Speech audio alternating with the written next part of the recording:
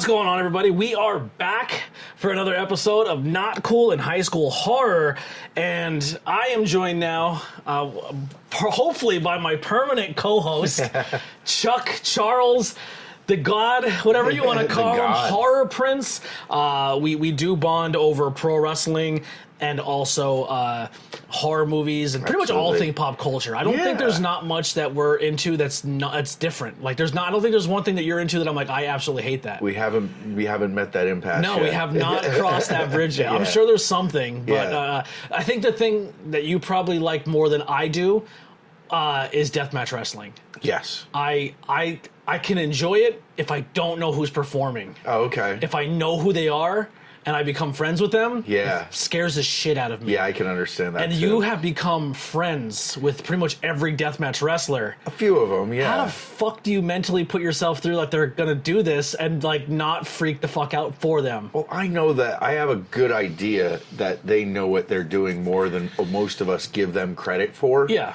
And that they are professionals and they don't really do anything that they couldn't do or they wouldn't trust their partner to get in the ring with them if they, wouldn't trust them with their life. Yeah. So it's at that level of an understanding with it, and a lot of them are like JJ Allen with POR stunts. Like he does stunts too, and there are other people that have done stunts from deathmatch. That have left deathmatch and gone to become stunt people, like Sick Nick Mondo. Oh, really? That's what he does now. He just does production work and stunt crew stuff. Have you seen there's a lot of wrestlers making the jump to the fucking Savannah Bananas? Like Puff is a Savannah Banana Get guy. out, really? I think I seen him on one. There's like a few like wrestling commentators who have become Savannah Banana people. Like they're snatching up like people in the wrestling world. Oh, God. Have they done anything at the Iron Pig Stadium yet? I don't think so. In Lehigh Valley?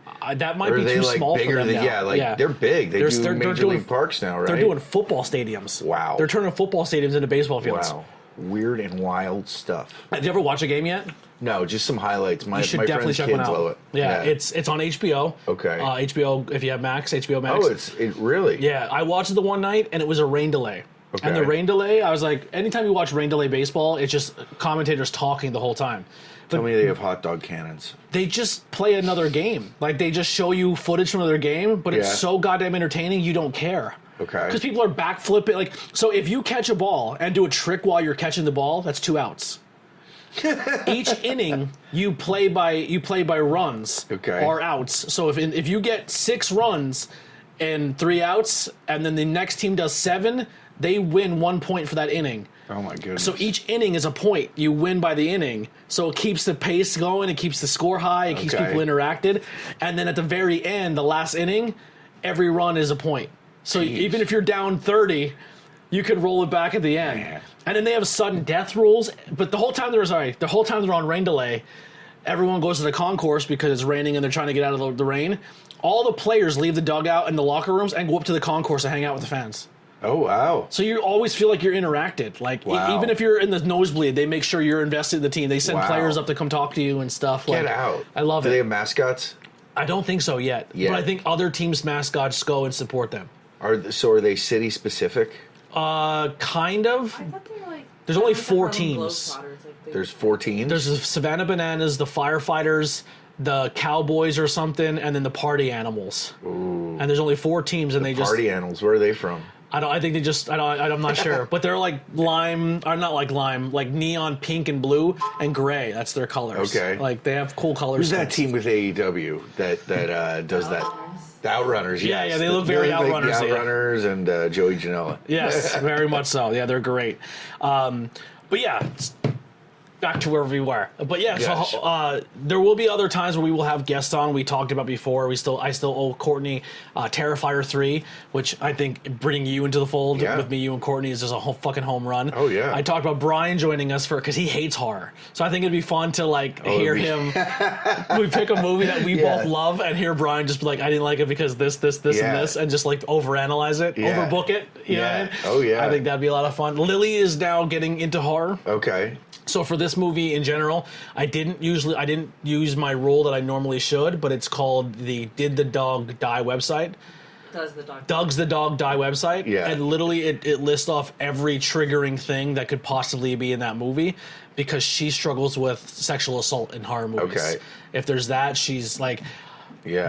Donezo. And I understand that. I respect it. But there's a lot of horror with that. I had this conversation earlier this week with someone, and I said the same thing. I was like, it's not something I sought out, but it's something that I started seeing in like mid 2000s like cinema, more like when Grindhouse and Devil's Rejects and they did remakes of everything. Yep. And it was like this rebirth of 70s culture, and like with that came the horrible stuff that was outlawed because we could see it now.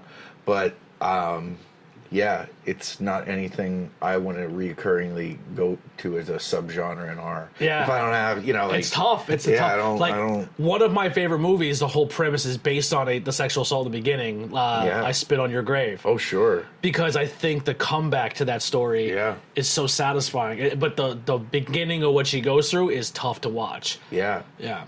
Yeah, the Last House on the Left is That's the tough one too. that I'm like, it's tough, but it's a good movie. Yeah. I mean, you've seen Devil's Rejects, right?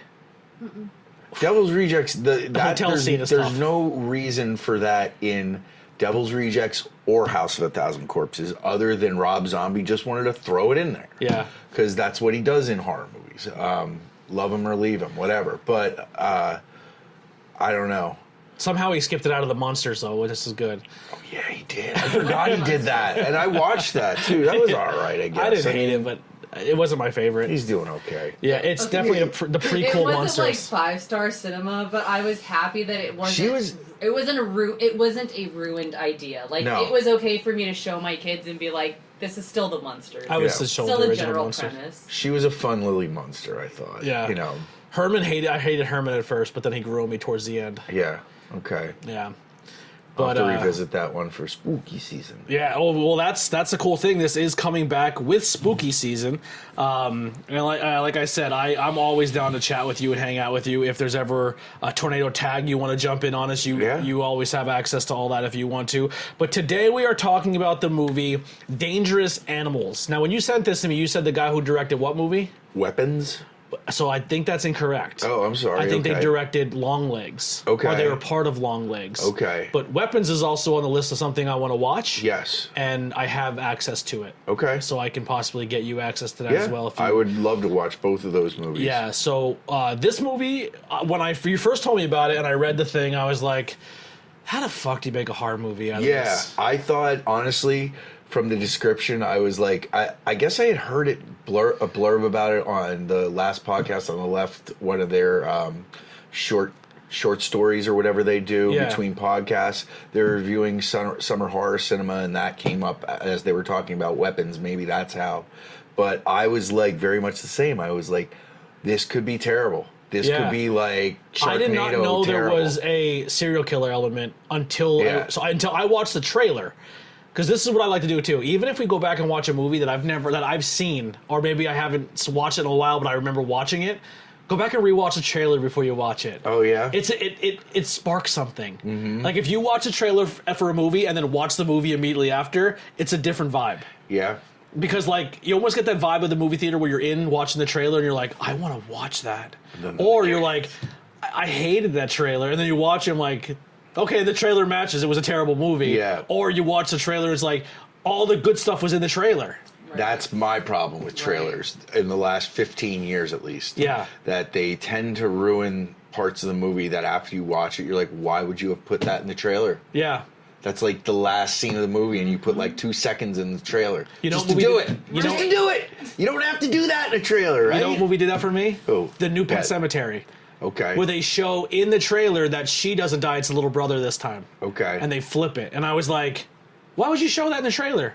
That's like a big, and during the movie you're like, that's kind of a plot twist, because if you watch the original, you think that it's one, and they switch it on you.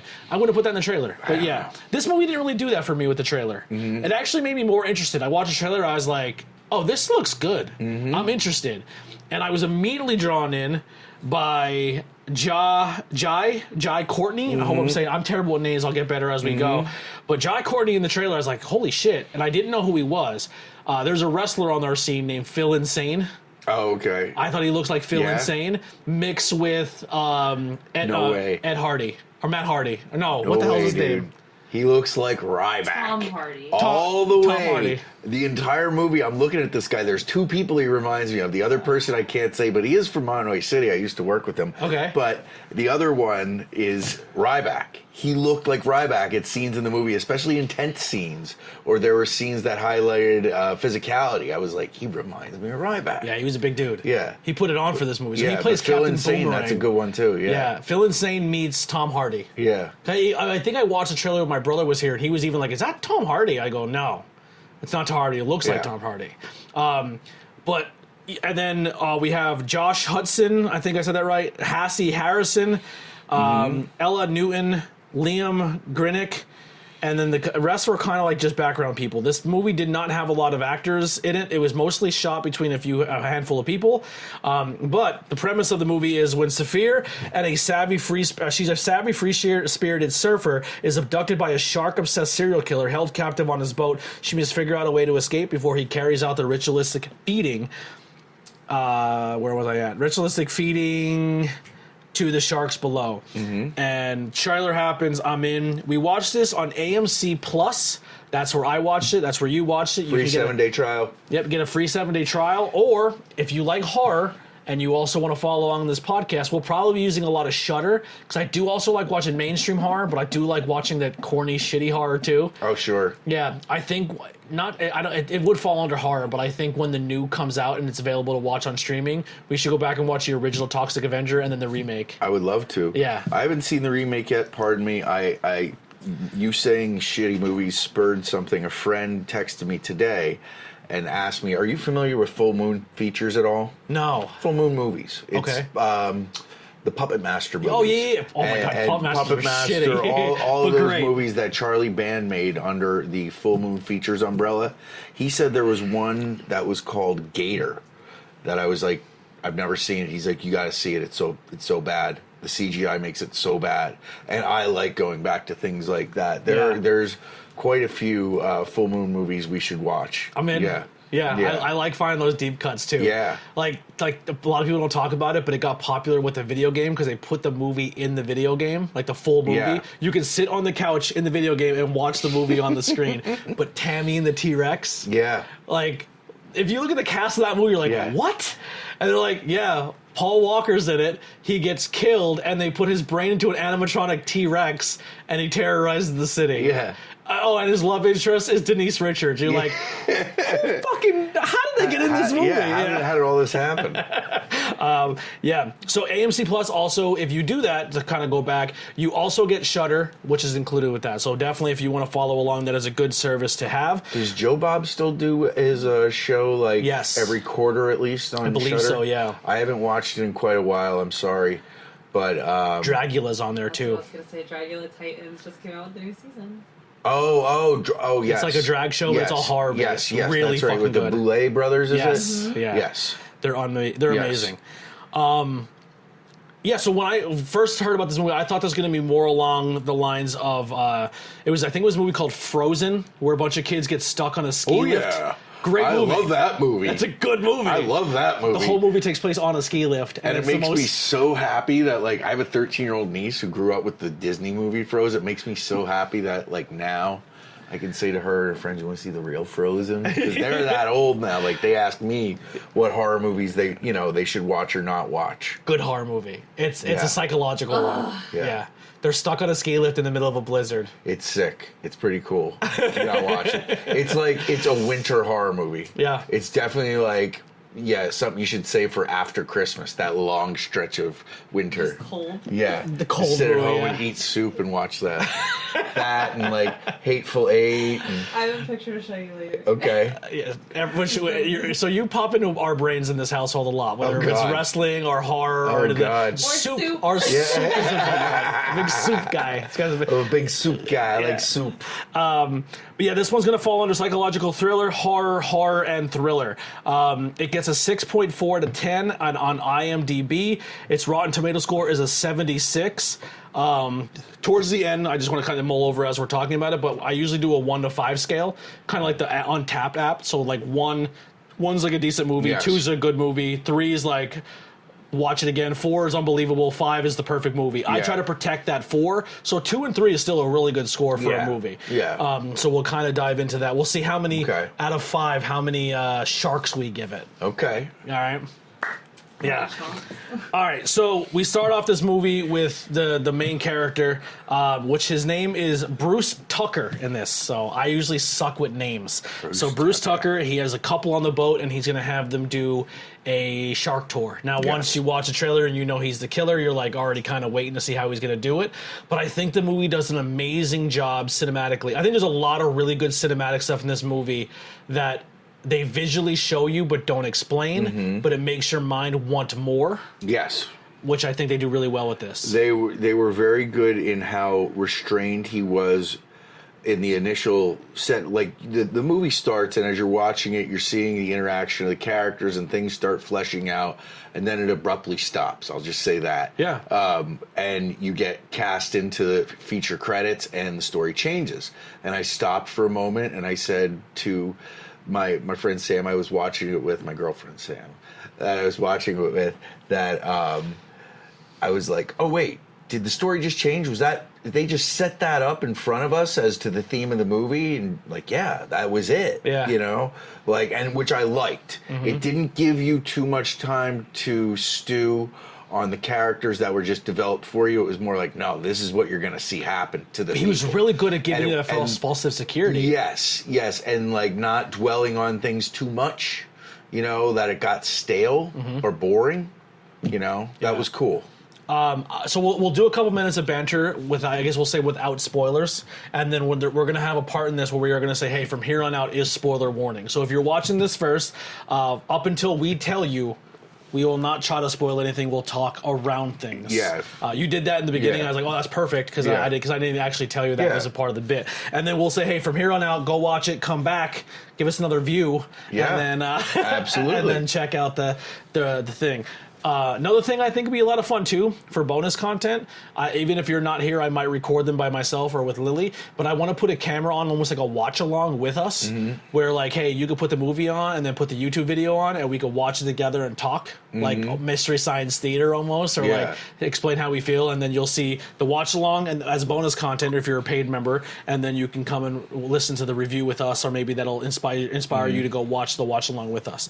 But yeah, so. We're trying to not really get into spoilers, but you do find out very early on about the serial killer thing. But like the one shot that really got me is when they're in the water doing the shark dive, and she has that genuine fear of, oh my god, the sharks are gonna get me. Yes. The sharks, because the movie sets you up that that's where we're gonna go. And then there's almost that peace and beautiful scene under the water where it's not dangerous, the sharks are just existing, they're just swimming, and she just comes up from the water and she has that like, oh my god, like that was so beautiful. Yeah. Like, and he's like, really? Yeah. And then it just from there just immediately pulls the rug from underneath you. Yep, and it's all that you needed to understand where things were going. Yeah, well, and they show that in the trailer. So in the trailer, they show Oh, him they poke did the show boyfriend. that. I didn't know that. Yeah, Okay. so that's how they set the tone of the trailer, that this guy's a bad guy, where Okay. he kills her boyfriend in that beginning scene. Okay. The boat has this vibe to it, almost like a Jeepers Creepers van. Yeah. Because there's a Yeah. few scenes where they're going back to the boat, or you first see the boat on land, Yeah. and people are seeing it, and it's not even like in the main shot, because you're shooting it from the back seat of the car. But when he turns the corner and he's focused on the road, you as the watcher see the boat as if like, oh my god, there it is. It's a huge boat. Yeah. It's a huge The boat. cafeteria is beautiful. Like, it's a huge boat for one person. I'll just say that. It seems smaller on the outside, but it really opens up when And you're just in there. think of the possibilities just when you think of that. Be like a party boat. For this story. This could be the first movie in a series, and then a series of prequels could follow it. I was going to say that. And you could find out about what we're going to talk about in a bit.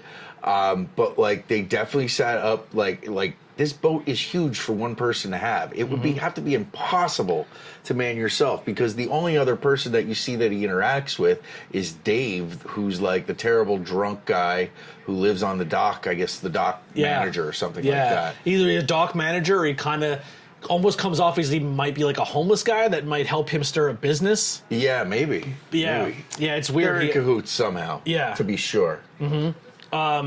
So I would say, do you have anything else you want to talk about that's not spoiler loaded before we dive into it here? No. All right, so I think this is a good cutoff. We'll put up now. If you guys watch from this point on, we are going to spoil the shit out of this movie. And come back and join us after you watch it, or just hang out and listen to the spoilers. Some people like that, and then come back and or chat in the comments. Obviously, we're not live when we do this, but when we are doing this, it is on YouTube. You can watch it on Spotify, or you listen to the audio on Spotify or any other podcast app. If you made it this far and you haven't done so already, help us with a 5-star review. If there's a way to write comments in there, please do, and we will read comments in future episodes. We do a lot of content on here that's not just horror movies. If you want to follow just the thread on YouTube, that's only the horror, go to the very bottom or just type in Not Cool in High School Horror. It does have its own YouTube page. It does not have a lot of subscribers. It's a brand new page, but I try to separate the content by each theme. So if you're not into, if you don't want your timeline to be 80% wrestling, because that's what I do. I think we have a cat fight downstairs. Cat fight. Definitely have a cat fight downstairs. They're one cat's not fixed, and we have to get them done, and they're just been beating the shit out of each other. Bring the spray bottle. Sorry about that. We're back, but yeah, Justin, check out those pages. Basketball. Huh? Your mom's just watching basketball. Yeah, that's what I hear. So WNBA sounds like cat fight. it did not. I don't know. I thought I heard cat fight. Like I thought that's what I heard. Yeah. Kramer. Cat fight. But yeah, check all those out. We do have merchandise as well. Maybe some cool spin-off merch for Not Cool in High School coming in the future. We'll figure some stuff out. But yes, so spoiler alert, we're in the beginning. He kills the couple, but keeps one, and then that's when he looks at her and says, what does he say? He goes, welcome aboard, or something. Yeah. And then that's when they kind of jump into the next character, Zephyr. Yes. Yeah. Yes. Cool.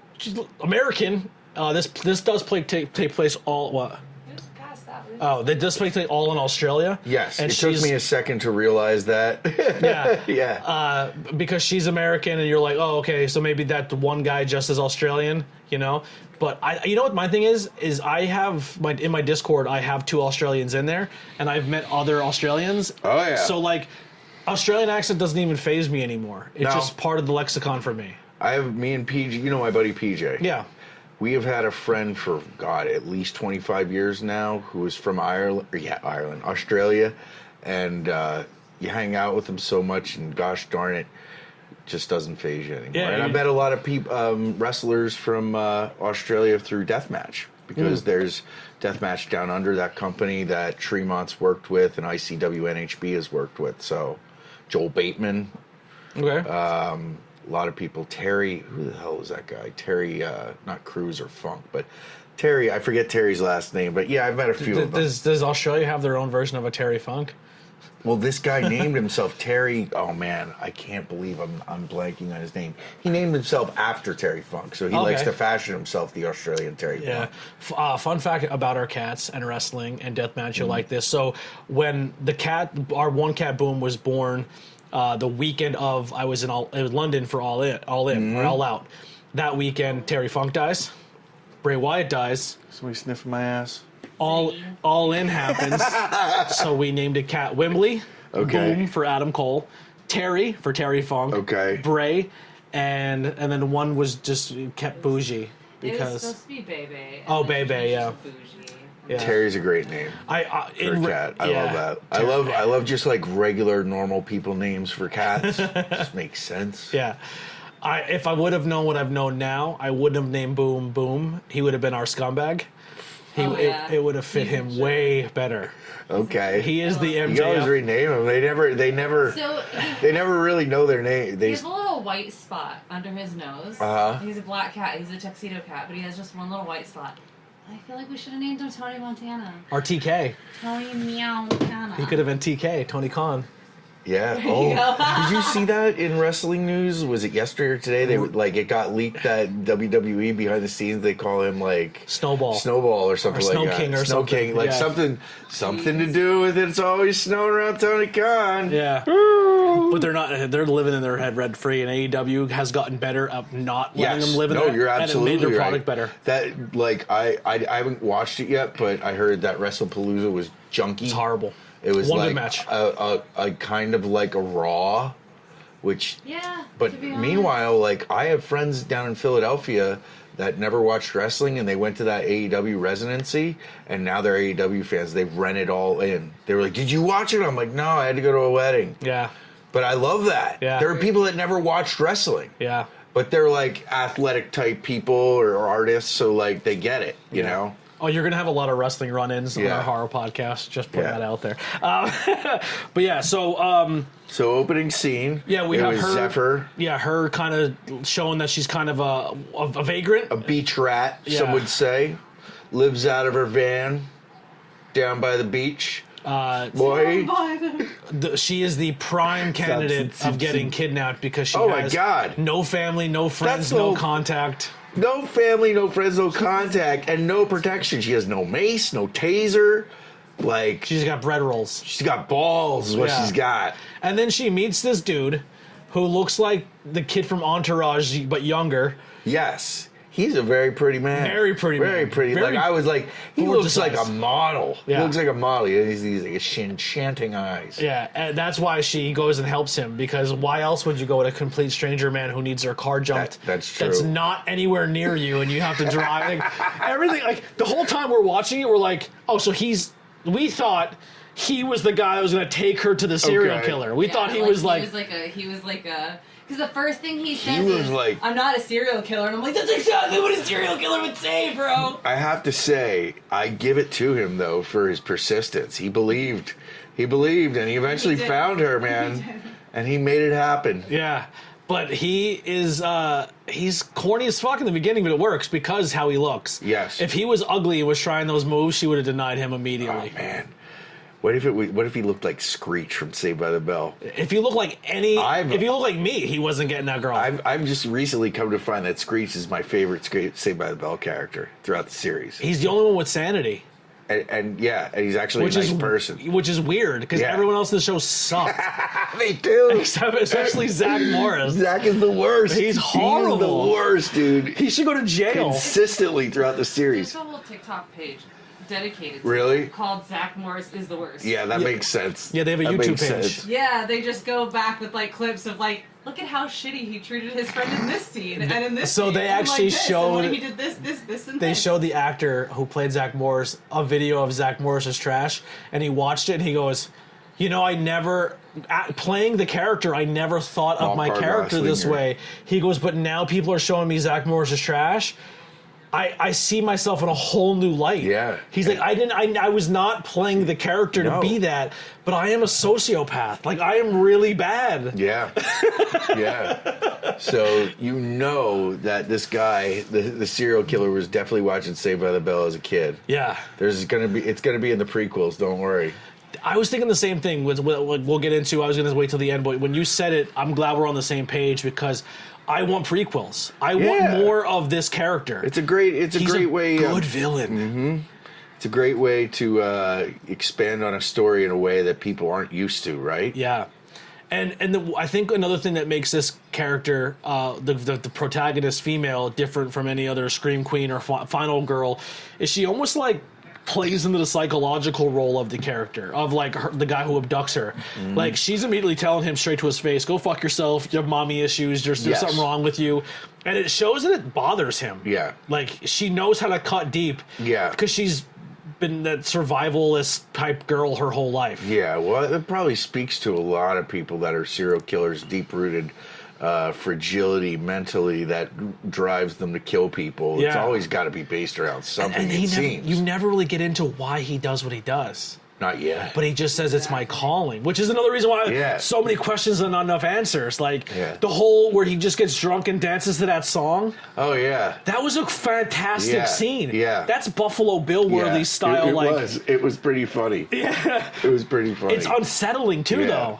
Yeah. Like just how he knows all the word and another awesome thing about this character too that you don't know. Like no, they don't explain it, but they just show it to you, and you understand immediately what like his trophy system with the cutting of the hair. Oh, yeah. And then making a lore Oh, out boy, of that it, was and then sick. taping the lore to the box. Oh, boy. And then, I like- don't want to come across that at a swap meet. Oh, and then like to zoom, like you know in your brain like, oh my god, there's gonna be more tapes, and they show Yeah. the one row, and then it just zooms out and it's like Dexter's I fucking. think I tried to count I think there was like 18 of them. Yeah. Can I at say least. something on that though? I know I'm not mic'd up, but she was in the same scene. She's inscribing the girl before her's name and her Heather. name, and Yeah. you're only seeing like 8, 9 Right. names there. So So- that's the only people who actually had it marked, right? Yeah, and and then that's you see whenever it's correct. coming out, you're You like, see all the "Holy patches shit, of white there's on the so wall." many more. Yeah.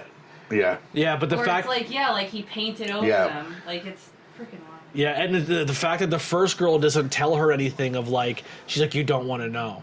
Like Yeah. she's seen what he's going to do with the bait in the system, and then it's almost like he keeps one around to show the next one what he's going to do to the next person. Yeah, that's definitely what she knew. She had to have known at that point that he was exhausted with dealing with her, Yeah. using her, whatever he was doing, which was another thing about this movie that this is why it came up when I watched it, because after we got done, we were talking about it, and that's what came up about, Sam was saying, I'm really happy they didn't go down that road to show him, Essaying. people. I thought it was coming. Yeah, and I was happy they didn't, because they didn't need to. And it was good that they didn't. There was not even like a sexual element to him with the girls, because even No. when he walks in and clearly sees the one girl's not wearing a top, Right. he doesn't make it a point to even care about it. Right. Him and Dave were definitely in a relationship, right? Maybe Yeah. with dance moves like that, he wasn't That's why straight. the dog was so pissed off. Yeah. He's like, he rubs your belly, not mine. Yeah, he's super. You could tell he may be gay, not because he's a serial killer, right? Because that was a thing back in the day when people were oppressed with their sexuality. Yeah. A lot of them became serial killers. Think of like all the famous serial killers. Could you imagine? They're sexually repressed. Can you imagine all the serial killers we don't know about in different pockets? We are feeding the right wing agenda in- right now, saying all gay people are serial killers. No. I don't know. Oh, why did you have to throw all? But here's the thing. Just kind of go on serial killers. You know what's upsets me more about certain serial killers? They'll talk about how Ted Bundy was gay, but they never talk about the fact that he also went after women, but also he is maybe 6 or 7 victims who are underage girls that he also did stuff to, and they almost leave out the pedophilia aspect, but latch on the fact that, because I definitely think there was an anti-gay movement with serial killers too. Yeah, there's a bunch definitely that was. we didn't know about, Yes. but they pushed forefront the gay that's ones. like that. Yeah, I can understand that from watching true crime shows like Unsolved Mysteries and such, like in the 90s, I guess early 90s. They pushed that agenda. Yeah, it was definitely something that they were pushing. Yes, You're good. You can talk. Yeah. Yeah. We're laid back. We're just drinking beers, talking horror movie. What are you drinking? A pounder? A snubby. Little Coors Banquet. Coors Banquet. Austin just came in to hang out. But yeah, so that aspect was cool. Spoiler alert, because the movie you didn't watch. We're talking about dangerous animals. But So we were talking about The trophies, how trophy the- systems. The trophy systems, but before that, where we were was talking about her Zephyr meeting Moses. Yes. Is it on the beach?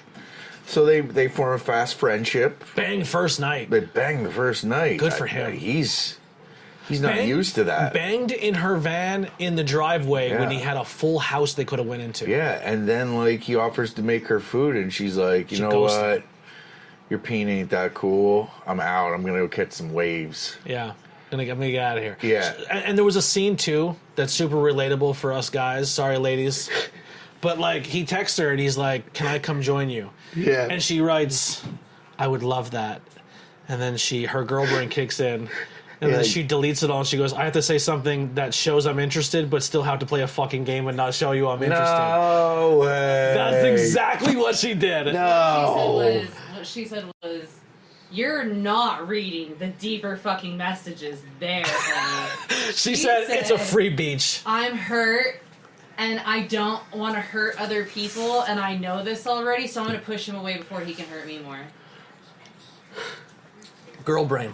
Don't do it. You're ruining your own happiness. He would have been there sooner, and she would have never got kidnapped. Roll Yeah, the man. credits, happy ever ending. Yeah. He's So smart enough to freaking look at the surveillance tape earlier. yeah, she goes to the beach to catch the early waves at this point off of the beach, which he is describing to her earlier, saying there's a blue bench or something, right? Yeah. He's talking about being out on the like past the waves and just focusing on this blue bench, and that's how you catch all the righteous waves on the break. So she goes off to go catch the waves. And you already know what's going to happen at this point, but it's neat how it comes together, and you know how later on. Well, what happens is she gets out, she's getting ready to go surfing and stuff, and then our killer, our serial killer, what's his name? Drake. Yeah, Trucker or something. Drake. Bruce Tucker. Bruce Trucker. Bruce Trucker Yeah. rolls up and tries to sweet By the way, talk the font lady. on his business is the DuckTales font. Really? At least That's it looked like hilarious. to me. That's Can you hilarious. pull up on your phone the font of the truck? Actually, it might be in the photos of the movie. That's hilarious. It looks to me exactly like the DuckTales font. I was watching it and I didn't say anything to anyone like when we were talking about like watching it, and I was like, "Oh, that's a DuckTales font." I'm like, I don't know where my phone is. Did fucking no photos? There's got to be a photo of the boat, right? Like there has to be one. Nope. Yeah, I'll have to Google it. But I believe anyway, you. another interesting thing that you find out later in the movie with him, she wasn't random.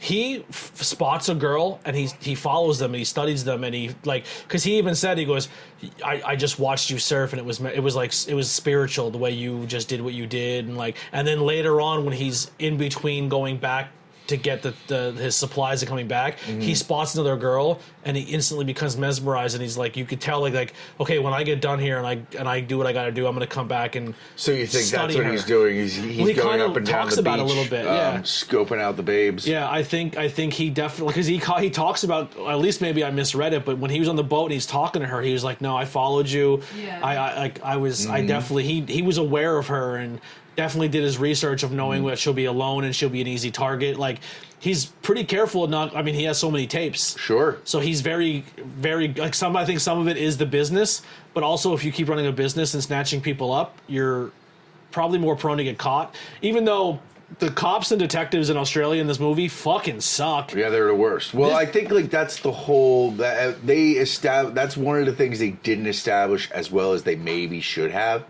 You find out later in the movie, it's alluded to even more that the reason they're not so savvy about finding what's going on with these women is they're all foreign tourists. Yes. That nobody cares about, seemingly. Or it's women with their boyfriend or something like that. And it's like, all right, I get it, but like, you know. Yeah, because she even says he's a local. He's a local. Yeah. Yeah. Yeah, I do remember. That's another thing they didn't establish, but definitely there's a plot. But they did say, I did notice too, though, like, she had just met up with this guy, right? First time meeting him. And whenever the other girl, the first girl, she says, "Oh, there was this guy, but it was like my first time." Oh yeah, it hanging wasn't out actually with her him. longtime boyfriend. They just They met had up. just met that day. Yes. Yeah, Yes, they did. I forgot about that element too. Yeah, that was interesting. Yeah. Sucks to be him, man. Fuck.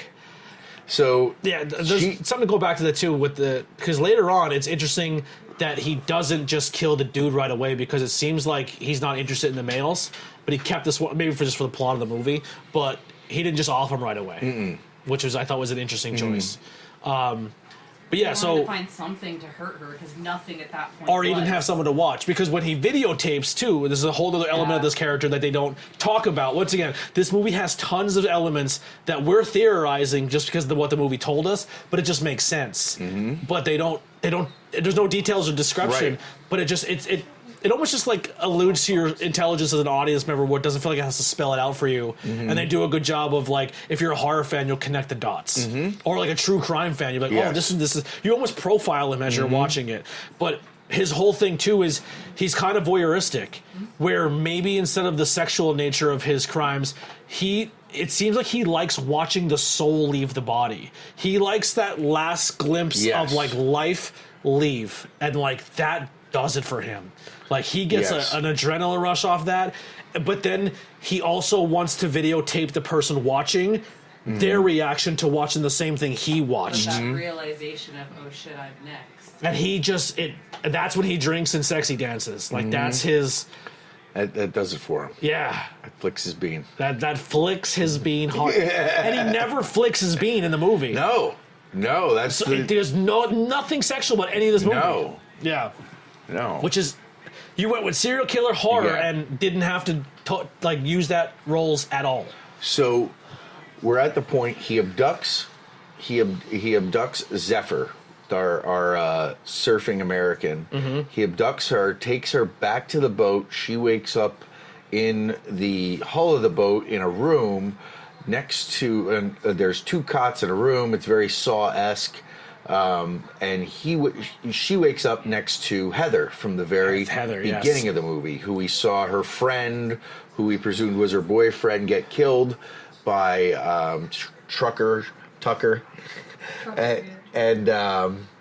So we're left to see them interact for the first time. Yeah. Yes. And she's hinting her in on a little bit of what's happening and what's going on, but not giving her a lot of information. And Zephyr's still kind of playing a role where she's like, all right, we're going to get out of this. Like, I'm pretty sure I can figure this out. We'll get out. I can pick locks, so we just need to find something. Like, she's Zephyr's fighting the whole time. She's trying to break the bar. She's trying to get the handcuffs out. Yeah, and she's then scheming. She's plotting. And right away, she's on top of it about ripping the wire out of the bra. Yeah. To pick the lock, which is amazing in and of itself. I mean, that's got to be a pretty strong wire, right? Yeah. Bro, also, I'm just sitting there. Maybe it is just girl brain, but I'm sitting there like, bitch, this other girl was already there for 24 hours and she hadn't thought of this. She's saying how it's stabbing her. She's like, yeah, it really hurts. The first thing I do when a freaking underwire is stabbing me is I yank the fucking thing out. Maybe she just likes complaining about it. Yeah, she's a complainer. Yeah, but also it shows the stark contrast of Zephyr has not seen death yet, or hasn't seen the monster she's dealing with, and this other girl did immediately. And she goes back to the room, and instead of having fight or flight, she immediately goes into depressed, I'm going to sleep all day. She goes, there's actually 4 different responses. It's fight, flight, feign, or fawn. She's at fawn. Yeah, she's fawn. Yeah, I'm done. She's going to sleep until he comes and gets her and kills her. She's given up. She has no fight in her whatsoever. The blanket's up over her thing. She just wants to go back to bed. I don't care. I don't want to talk. She just kind of gives up. She has no will. God damn it. What? I'm just saying, God damn it. Oh, I thought you had something to add to that. So she almost gets a lockpick done. Yes. He comes in and gives him a sandwich and a cup of water. And he's like, hey, it's really hot in here. You got to fucking drink something. And she's trying to hide the fact that she has a wire or the thing under her pillow and that she's trying to do what she's doing. And they both drink the water. He leaves, and immediately she's trying to pick the lock, and it's a great done scene. I love how the scene's done, where she's picking, and you can see she's like getting woozy, and the other girl's like, I don't feel good. I don't feel good. And then almost her talking of describing what we're seeing gets muted, and then you hear her cronk out, and then she just passes out. And as soon as she passes out, he just has a timed to come right in, and I found the wire, and he said to her right before, he goes, oh, you're a fighter, I like that. Yes. And he's very monologue driven.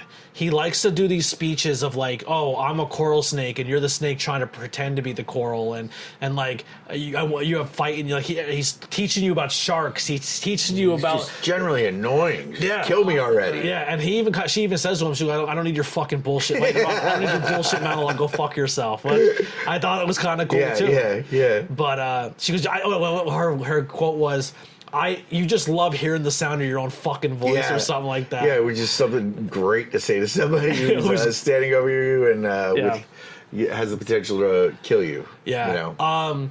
So yeah, they both wake up. She's strapped to the fishing chair. Yes. That looks out in the ding.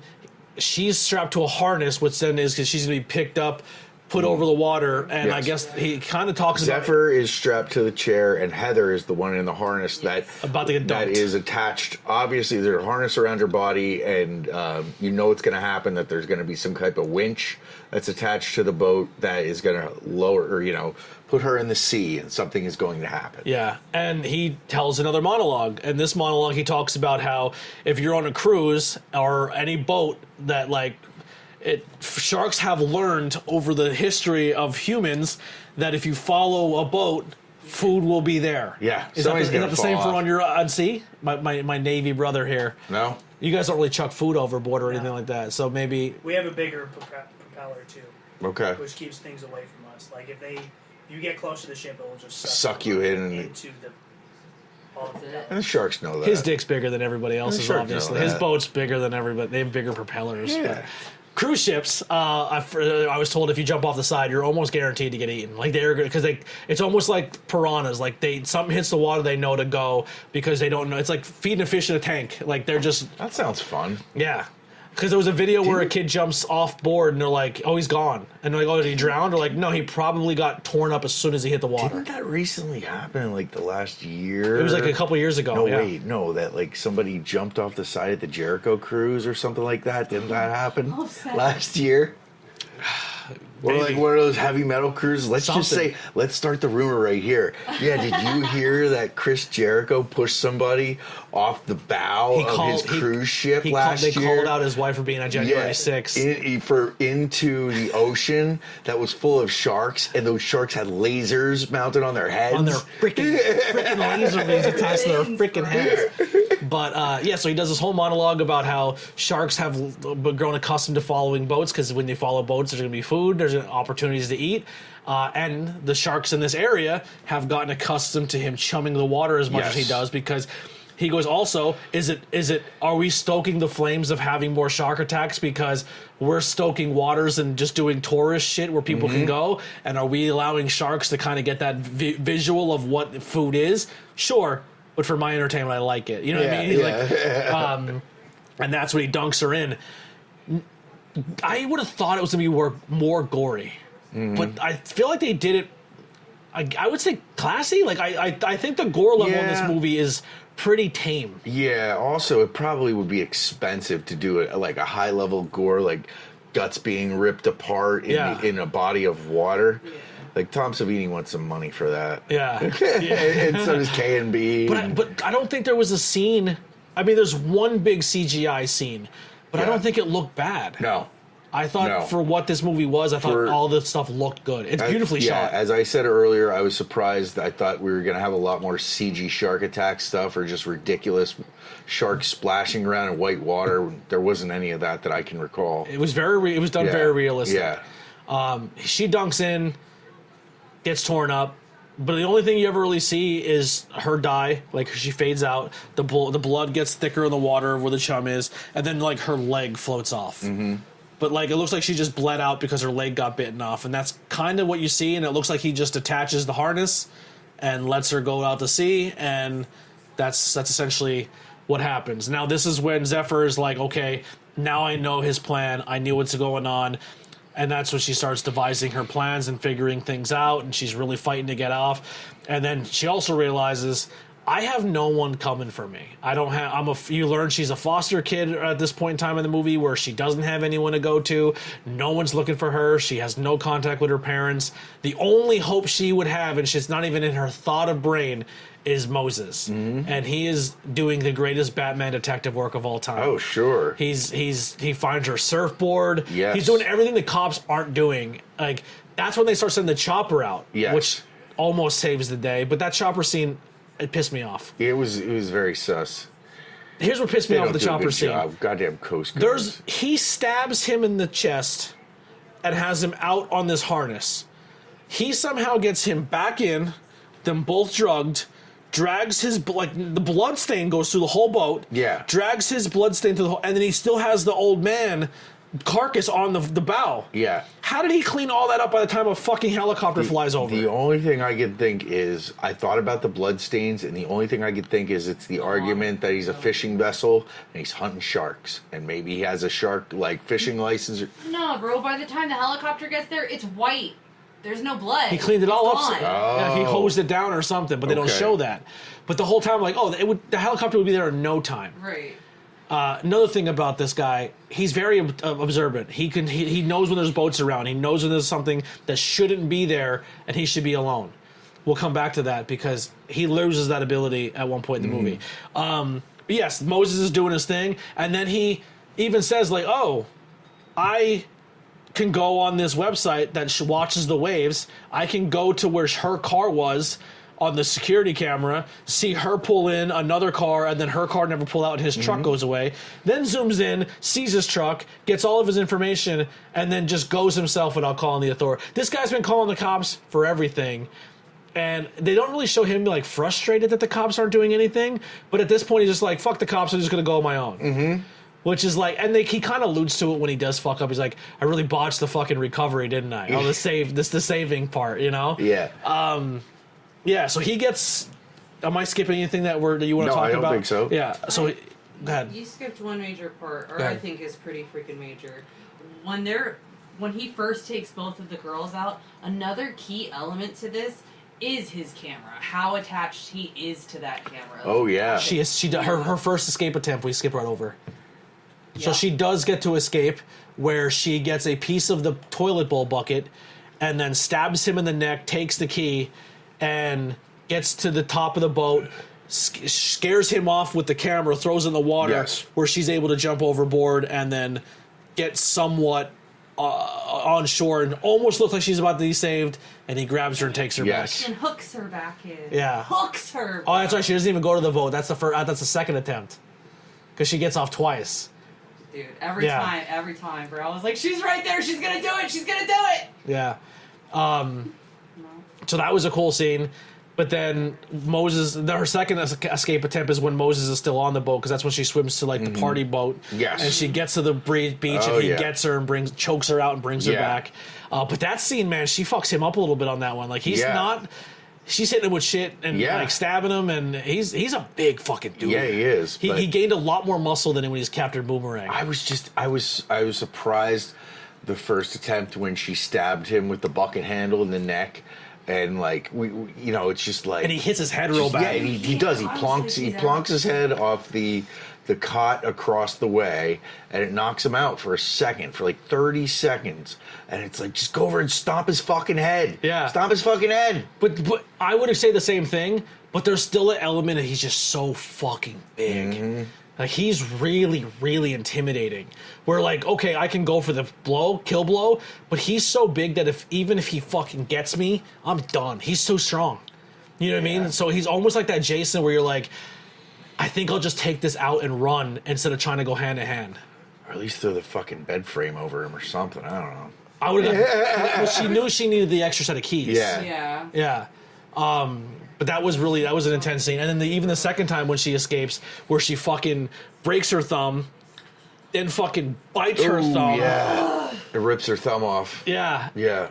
She's a fucking gangster. Simple, But man. the bump in that scene is where she's climbing through the little hole and he grabs her legs and fucking smashes her face off the countertop. Oh. And she eats it, like gets up and just like ding, hits him with a frying pan. Dude, I would have hit my face on that counter and been like, I tap, you got this, bro. That fucking hurt. Dude, he's flapjacks her. Yeah, he did. Yeah. Yeah. That was great though. Like the fight, the tension between both of them is great because he's not had that before. It seems. And he loves it though. Yeah. He relishes in it. And he's like, oh man, she almost got away fucking twice. Because he has a whole monologue about it. He goes, you're like a marlin. He keeps calling her marlin. Like he goes, even if a marlin keeps swimming, once that hook's set, you're on board. At this point, it's just game. It's fun. And like, but he's relishing in the challenge, but he's also at some points nervous, like, oh fuck, this bitch is getting away. Yeah. So now we're at a point where he's going to kill Moses. Mm-hmm. Moses is on the thing. He goes in the water, and as soon as his feet goes in, they're both surfers. They know how to deal with sharks. Yes. So they both calm down. Don't move. If you don't move, they won't bite you. So immediately he brings him in, and it looks like he's like, oh fuck, what do I do now? And I definitely knew what was coming, but I didn't know where he was going with it. And then he fucking rib cages him with a knife, and then goes, that'll stir up the dinner bell, and throws him right back in, which is like, fuck. Yeah. And that's when the helicopter comes. So it kind of saves their life. Again, they have that moment where, like, shit, skip the whole thing. She throws the camera in the water. While she throws the camera in the water, that's when he has to go back to shore to get his supplies. When he comes back to shore is the same time he's going back to the location of the boat, and that's how Moses gets on, which I thought was kind of cool. And that's the scene, too, where... Dave gets on. Yeah, and that's also where the guy, the hobo on the boat, his possible boyfriend. Yes, or Dave. Dave, his boyfriend. Dave and his dog have discovered that something is afoot. He gets fucking see no evil, spike caned in the head. Yeah, after hearing Zephyr downstairs. He's like, you got a Sheila down here. Yeah. Great word for women in Australia, Sheila. But that scene was crazy. And then when he falls and the spike like hits the concrete, I was like, oh. Yeah, that's the chef's kiss, right? Yeah, it made me shiver a little bit, like ooh. And then but I thought the dog was dead. I thought this is the scene where this dog was going to eat it. Yeah, but all he does is kind of growl at it. Well, he barks at it, but convulsively, until the dog runs away, and we never see it again for the rest of the movie. I'm theorizing that dog's dead. That dog was shark food. That was chum. That was chum later. That dog. 100%. I think they're like, I don't think we need to kill a dog or show sexual gratuity in this movie. I think we already have enough to do its job. But if that was a different director, different movie, same movie, different director, dog would have been dead, one girl would have been raped. Yeah. 100%. Yeah. Yeah. So have you Stay away from me, Eli Roth. Have you seen? Yeah, Eli Roth. If that was Rob Zombie, it would have been an orgy on that boat. Yeah. And inappropriate, sexy music all the time. What was the song he dances to? It's not What's New Pussycat. No, it was a creepy song, but it was a good song. I have to look that up. It was a good song. I liked it. It almost gives like Stuck in the Middle with You with Reservoir Dogs. Like I said, Buffalo Bill. It's the Buffalo Bill scene. Like it's done so well. Even the way he like whips his robe around and just keeps hitting the bottle and like so good. There were a few homage scenes I feel throughout the movie like that. Yeah. Yeah. Did you notice any Jaws references? I didn't notice. I thought like every shark movie has to do something with Jaws. I can't think of any. Oh, dancing with myself. Dancing. No, was it? I thought it had like a really rock drum line. No, that's what it said it was. This computer on. Hold on. Yeah. I'm just going to play it really quick. But listen to it quietly. But so that's going on. Now they're back in the hole again. She's trying to figure things out. That's when she bites her hand, goes to the whole escape route the second time, and now they get knocked out again. And she's on the fucking line. He's like, all right, I'm done playing with this bitch. He's not even a threat, which we talked about earlier. The guy seems like he eliminates a guy immediately because that dude could be a problem. I'm not fucking dealing with men. My thing is I want to kill women. But now he's like, this girl is a fucking menace. And this guy's already bleeding out. So I'm going to get her on the hook and get this done. At this point, Moses isn't doing much of anything but laying there and trying to breathe still. Yeah. Another great scene where she goes in the water, and this time a fucking massive shark shows up. And this guy loses his mind because part of this for him too is the shark. Yeah. So if he can draw in a great white or a bull shark or a hammerhead, he's like, oh my. And then I guess he says it was a bull shark. Did he? I thought he said it was a bull shark. He goes, that's a bull shark. He's going to eat her like a toothpick. But I mean, this bull shark is huge. Because there's a really cool scene where she goes into the water and the bull shark and her, which I thought. Now, in movies, I think now legally you can't show, like, if you're going to use animals and certain things, they have to be CGI'd. Okay. Or something like that. Like, but the dog was real. That definitely wasn't a CGI dog. But if anything's going to be done with the dog where it's being touched or handled or something, I think they have to CGI. And I think that might be, like, the new HIPAA rule of, like, animals on sets and stuff. But the shark, I mean, once again, the CGI looked great. Unless it was a real shark and they just had that shot, but it looked great how they were kind of face to face. Yeah, And she it was stayed cool. calm. It was a cool, like, poignant shot that she was as calm and powerful of the reflection of what she was looking at. And she was I almost feel like beautiful, like, oh my god, that shark's beautiful. Yeah. Yeah. Like Then she- looking death in the face, and this death is much beautiful, like much more calming than the Correct. death that I'm facing. Yeah. Up there. And then she Metal Gear Solids her way back onto the boat, and he turns into a video game NPC. Yes. He can hear a helicopter a mile away. He can hear a boat. He can hear a splash. He hears everything, and he doesn't hear a fucking bitch missing Yeah. a thumb grab her way up onto a boat and Yes. get her overboard with no Yeah. water splashing, no like None, dude. and he's just video game like, oh, I'm gonna keep staring at the water. Something's gonna happen. Like, maybe I will say in that moment, he's so in the juices of like, oh my god, this happened. Is she gonna pop back up? Where's that big shark? He's like in full like Yeah. kid looking at a train mode. Yeah, I know. He's not moving at all. He must have been fixated on one singular spot. Yeah, Like, he was like that big shark. Like I like that train line. That was really good. Everyone, no one bid on it. But you ever see like someone who's really into trains and a fucking train goes by and you're just like, fucking get this done, and they're just like, oh. You're like, oh, yeah, train people. yeah, you know what I'm talking about, right? When someone sees just 38 I do. spray painted dicks on their box collar, and they're do. like, and they look like the most majestic Dude. thing ever. Or did you ever talk to like somebody that's a train person and like tell them that trains aren't interesting? And You know who's a big train guy? Oh, I know. Oh, I know. I did a whole 5 questions on it. I've got. Listen, I've got 5 trained people in my life. So I know all the personalities of trained people. I know that certain trained people don't like other trained people. What about the people who set up their entire attic to be a train, like fucking city? Wait, what about the people? This is true too. Those probably are the same people, but there are people that wait on railroad crossings.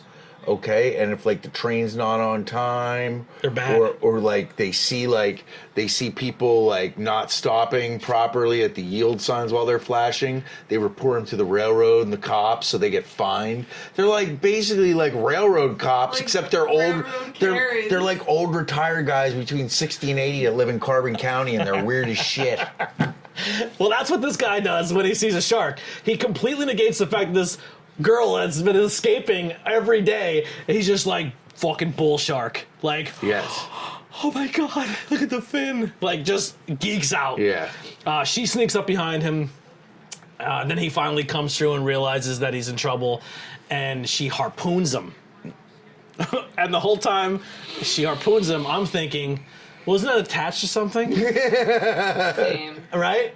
No, not even just that. Visually, every scene, every block, every frame after that, you can still see the bright orange string that's Yes. attached, and I'm like, oh, it's coming.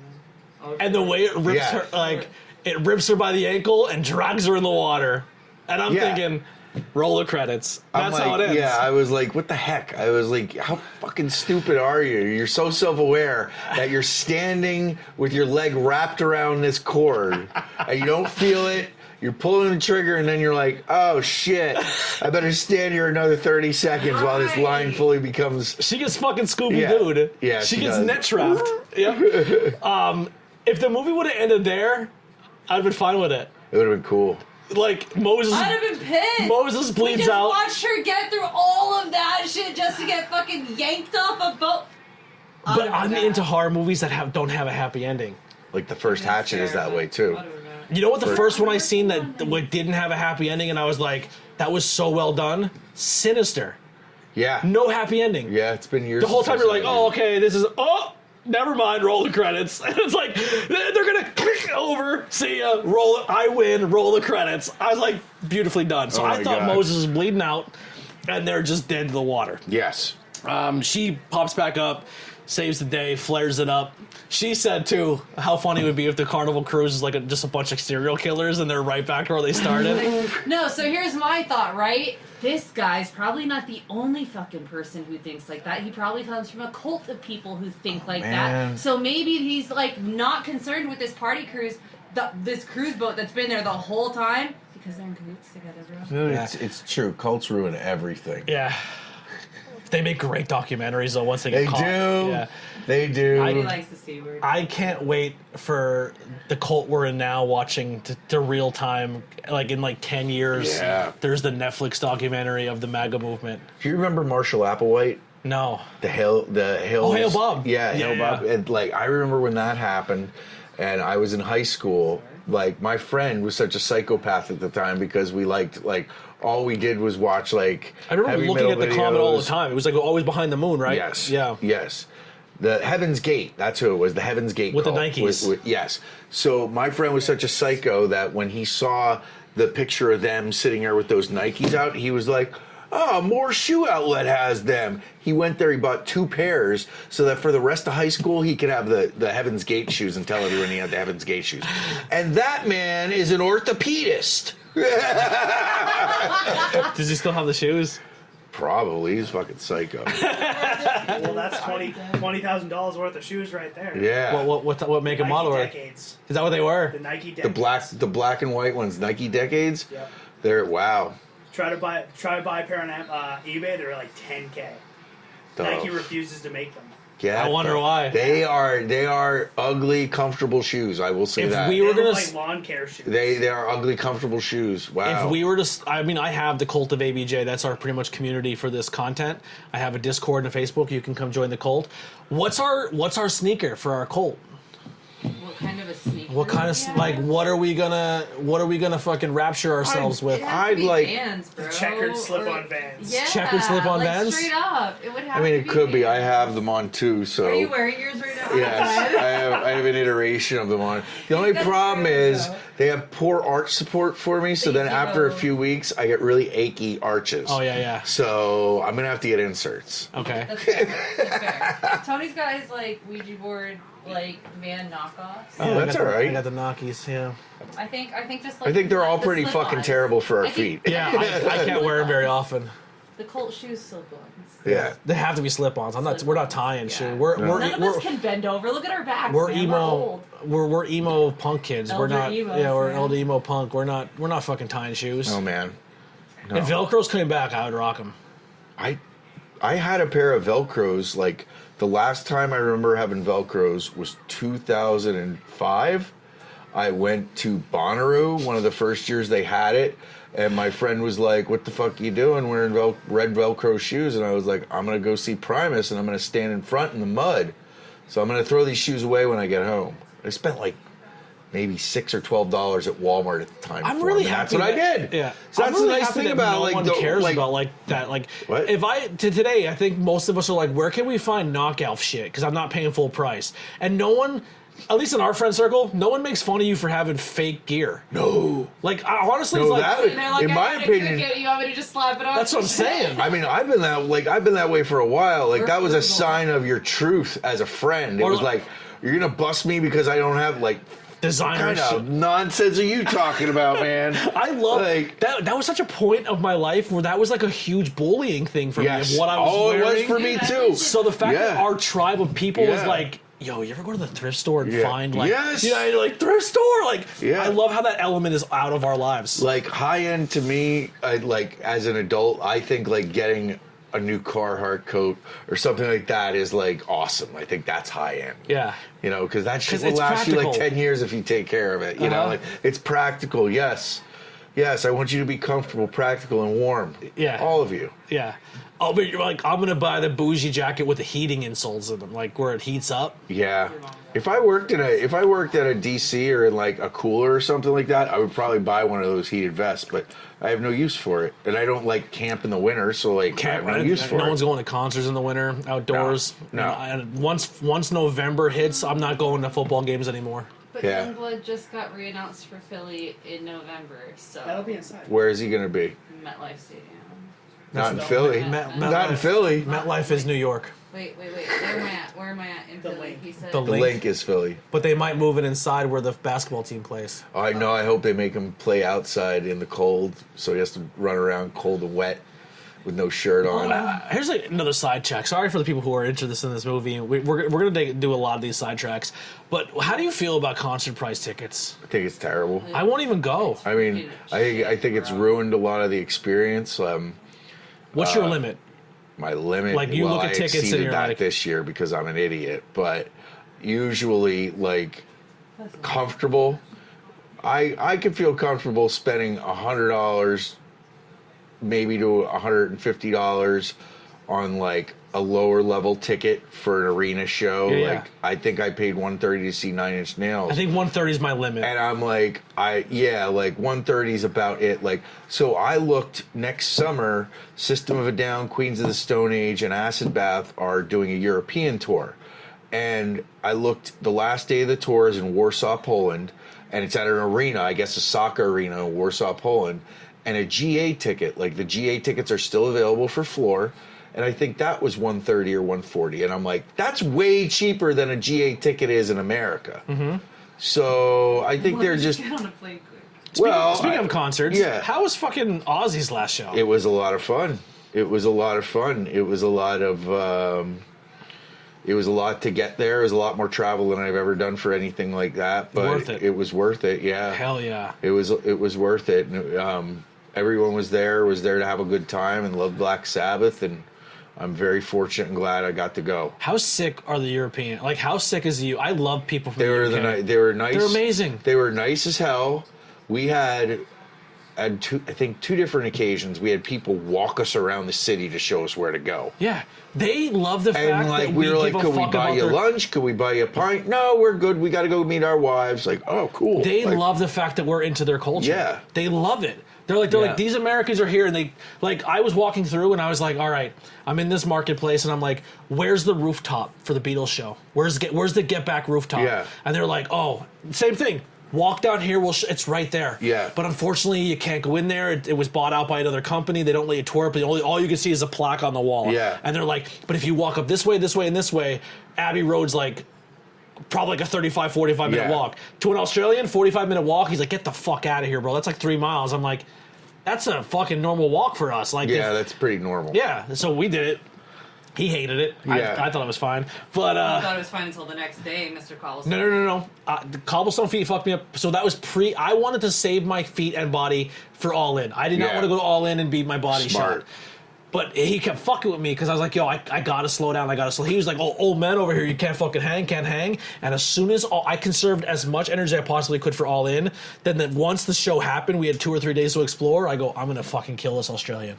I'm gonna show him what walking is all about. Yeah. And I walked myself to my feet fell off, and he was literally begging for a cab. He's like, please, he goes, for the love of everything, get us a cab, get us an Uber, I'll pay for it, I'm not walking back. And I was like, oh, who's a bitch now? Yeah. Yeah, we were lucky because we met people and they would tell us what trains to get on and everything. They're so nice. I would move there in a heartbeat. All the pubs that I went to, people were nice. I didn't think people were louder than folks in Schuylkill County or Pennsylvania. I was wrong.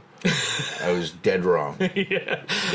Oh my God. Here's a weird thing. Did you experience while you were there, like the age of drinking in bars? No, I didn't experience that because I went to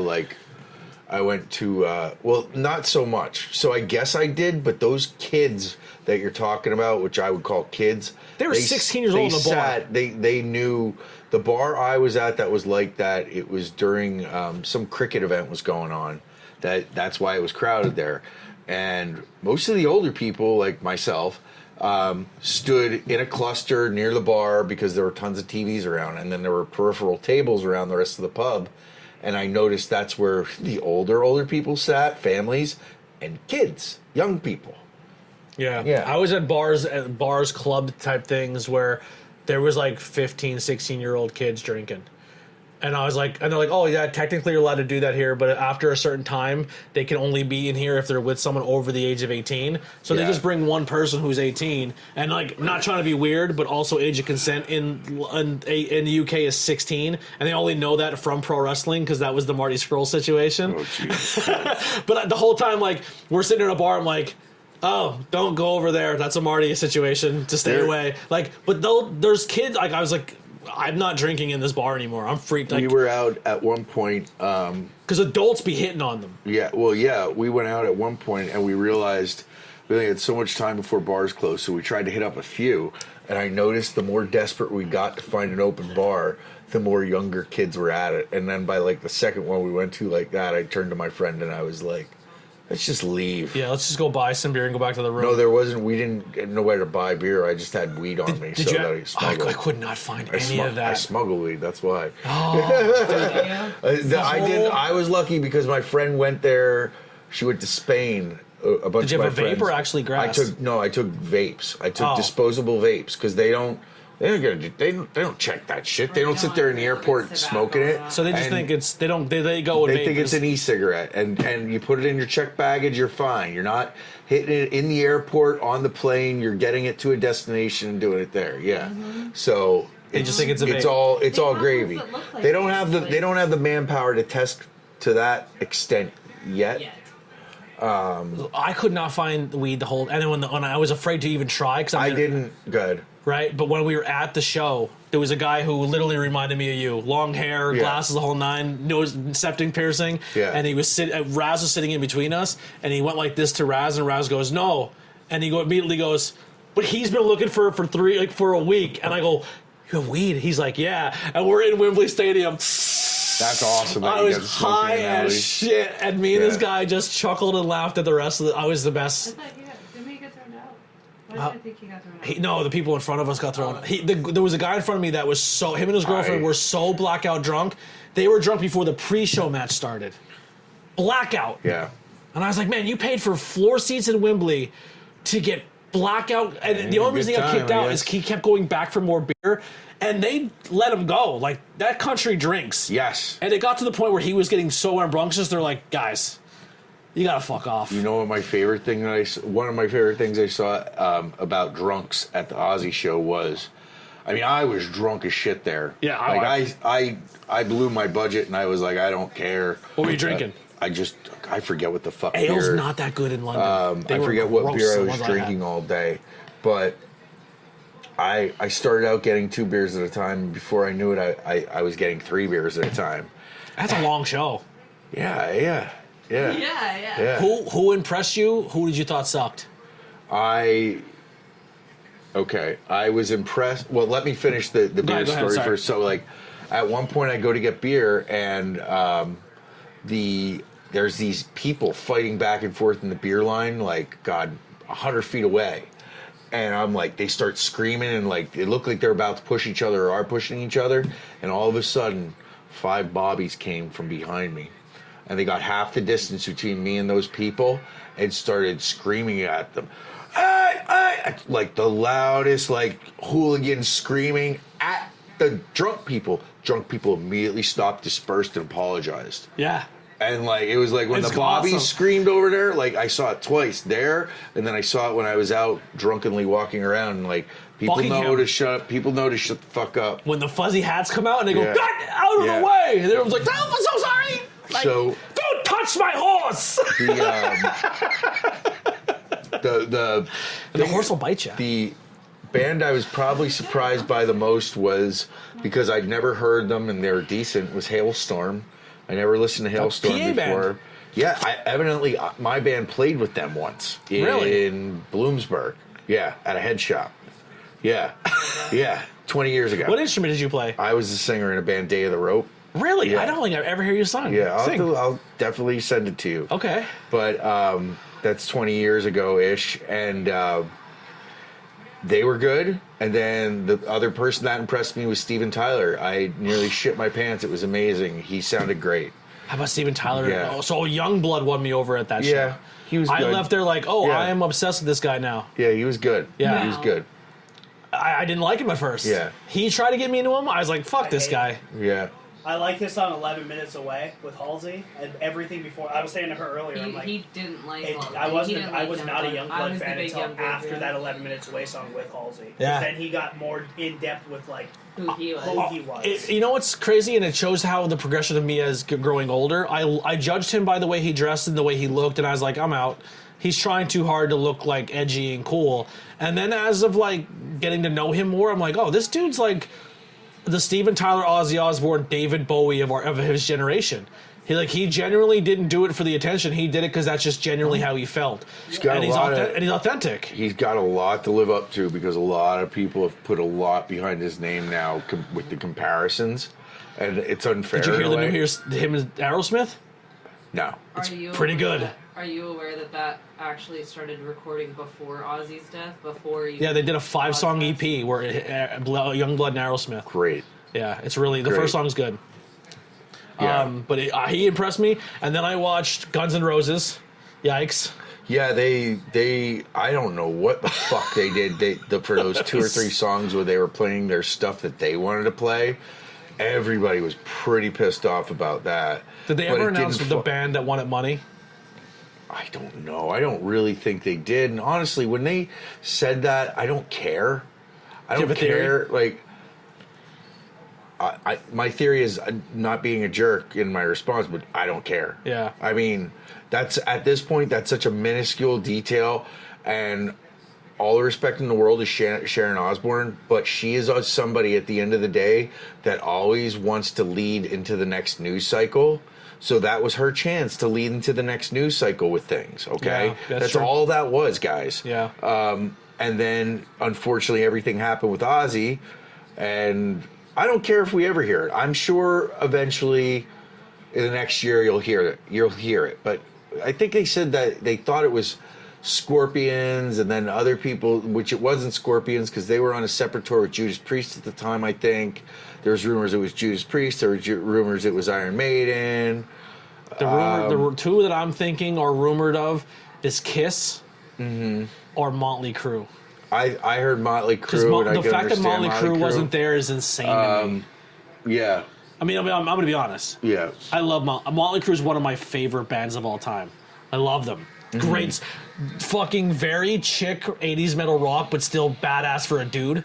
Like they tote that line of like, oh, this is badass, but also like I can get pussy with this song. Yeah. You know what I mean? Well, I personally am glad but they Vince weren't Neil, if there. I never hear Vince Neil sing, I'm good. His voice is terrible, and Nikki Sixx does not seem like anybody I'd want to actually have to be around, even with 80,000 people. That's fair. I was around Tommy Lee once. Yeah? Back when he did Methods of Mayhem Okay. in 2000. And I worked on Ozfest in 2000. I'd never been to an Ozfest. And he actually walked around his big thing with Methods of Mayhem. They released one album, I think, and their single was Get Naked. Hell yeah. That's how like the hook of the song went. Get naked. That's very Tommy and Lee. they had trench coats on, khaki trench coats, and they got naked in the video. That motherfucker walked around Ozfest for like 5 weeks that I saw in a fucking trench coat backstage. Really? And he had a woman with him that looked exactly like Pamela Anderson. That wasn't Pamela. She had some groupie with him that looked exactly like Pamela Anderson dressed as Barbed Wire, which was interesting because that was the time Barbed Wire came out. Really? Yeah. Interesting. So I don't know what they had going on. Yeah. He has a huge penis. Huge. I mean, Monster. I watched the tape. Monster. I have it, yeah. Do you have it? Yeah. That's like I have that. I have the Paris Hilton porn. I have the China porns. Yeah. Do you I have the like porno. Sunnies? I do have the Sunnies, yeah. The backdoor All of them. How many is there? Well, there's the I thought there was only 2. There's the original tape, and then there's the Vivid movies. Yeah. Fun fact about this China tapes. You wish it was China when you wanted to see China. Not China, Sunny. You wish it was Sunny when you wanted to see Sunny. The Yeah. video versions of Sunny, it's like, oof. Yeah. Rough. Yeah. I worked a show with her right before she went to jail. And I'll tell you right now, she still had it. She killed it. She on the microphone. She's so good. Okay. I think I think a lot of people hate on her because of her attitude, but I also don't. I kind of condone her attitude because being a woman who was getting over the way she was in that male dominant industry where they were like, dude, they were pissing and shitting and puking in buckets and dumping on her head and shit. Like she Yeah. went through it, and I All I can personally say- think is her and Candino had an open relationship or had something they had were both to. into. I don't think Candino didn't know that things were going on. I think it was part of their thing. I don't think Chris Candido deserved what happened to him, but I also don't proclaim to know what their situation was. I know people that were friends with him that say that he was a good guy, and that's all they'll say. I think Well, that wasn't there she... people saying that like they feel like there was times where they went to their Chris and Sonny's house and Sonny came in the bedroom and tried to make moves on him and they swore Yes. that Chris was watching from the other room. Well, I don't know. I've heard that in shoot interviews, but... Well, no judgment. If that's what yeah. you're into, cool. No, that's fine. But I think they loved Chris so much and hated her so much Well, that it was- they try to diminish her more. It was a different time, as we always say when we get old, but it's true. I mean, like the 90s, Think about how hard it was for a beautiful woman not to be objectified in the business at that time. Impossible. Yeah. And then, doing what she did, okay, so she slept around. Big deal. The people she slept with wanted to sleep with her. And it wasn't a big deal to Chris. He knew about it. And she wasn't banging fans. She was essentially with her coworkers that she was on the road with the whole time. Yeah. So that's kind of with the wrestling culture. So we love to talk about it as nerd fans, but it's a lot we don't understand about the interpersonal relationships of people that we were never really friends with anyway. Absolutely. Yeah. Wild sidetrack. But anyway, in this movie, they kill people with sharks. So I think for the most part, we wrapped up the movie. She gets back on the boat. The whole time too, at the very end, I'm thinking, okay, how do we end this cheesy movie fun? I thought this big megalodon would have just came up and fucking yes, yeah, because the chance of Bruce coming back was zero because they show pretty much his head in the water and he's chomped up, he's gone. Yes, which is why the whole talk of the prequels before is that, you've already set forth that he's dead. Yep. I did find an interesting parallel that he did it. You were talking about parallel to Jaws before. The whole handcuff to the bed frame and her having to bite her thumb off, I was explaining, I was like, that's very Saw. Yeah. And Sam was like, what are you talking about? I was like, well, Cary Elwes cut his fucking his foot off. I pissed myself laughing in the theater when that scene was happening because the acting was so bad. He was so fucking sad. But the guy who's reacting to him doing it made the scene funny because he's like trying to pretend to puke but cry at the same time. He's like, and I'm just like, because that was around the same time too where Final Destination was big, and we used to go to the theaters for Final Destination to laugh up how crazy the death scenes were. So that guy that you're talking about, Lee Wanell, he's one of the co-writers of Saw, but I think he also wrote The Conjuring and Annabelle and all them shits. Yeah, he's a very accomplished good writer. movies. I just hate the premise. Oh, yeah. I don't like the Warrens. I think they're con artists. Oh, they are. Yeah, which is great. And I think Matt Rife is even worse than they are right I think now. it's I think the whole thing is great. I think it's great that there's shitty, bad horror movies made about these frauds that half of America's going to buy into it. Yeah. And now everybody's going to get... It's kayfabe. Yeah, and now everybody's going to fall into it because of Handsome Squidward even more. So the best part is about this new Conjuring movie that's out, my supervisor at work grew up around the block from where this fucking place was with these kids that are the basis of this movie. And he's like, yeah, I used to ride my bike all the time in front of that house and be like, that's the haunted house, we have to ride our bikes extra fast. In Pennsylvania. It's in Pittston, dude. Yeah, Pittston. It's in Pittston. What were they called? The Devil's Gate or something like that? See, I think it Hell's is. Gate or something? Hell's Gate, I think it is. But I'm interested to watch that movie and then to talk to my supervisor at work and then tell you all about what a giant entire crock of shit it is. Yeah. Well, what was the one that happened in Britain where people in Britain were like, we have them on videotape faking the whole thing? The Warrens. The Warrens and the family, the one that happened in Britain. The one that happens in London. Okay, I don't know. I've fallen out with that whole goofy, mystical universe of things. Yeah. Yeah. I watch them for the sake of watching them, but I don't get into them. I was like, I said to somebody, I was like, the Nuns part of that? Like, the Nuns part of that universe? Yeah, like, what? Because they're trying to make this parallel that this demon followed Lorraine around, and people are trying to make the movie comparison to a real life thing, and it's just not true. Just simply not true. They're just trying to... The Warrens the Warrens are like Paul Bear dead, like still working. You know what I mean? Like Paul's like, oh, use my death in storyline, throw my ashes in Undertaker's face. Yeah, like it's my favorite thing. I loved Paul Bear as a kid. I like when I was in high school. I got to meet him a bunch of times, and I can still recall what Paul Bear has voiced to me and my buddies when we were like 17, 18 was. He walked out. And I think Kane was with him this time. It was when Kane, before he became unmasked. When he wasn't pink and white, he was like normal skin tone. Yes. Kane would sign, but Paul Bearer would sign too. And I remember walking up to the trunk of the car, and we're like 5 feet away. And he goes, all right, boys, now just give Kane his space. You know him. He's crazy. And he said it and we just started, me and my friend John, busted out laughing. We're like, he gave a shit enough about us kids to keep kayfabe going.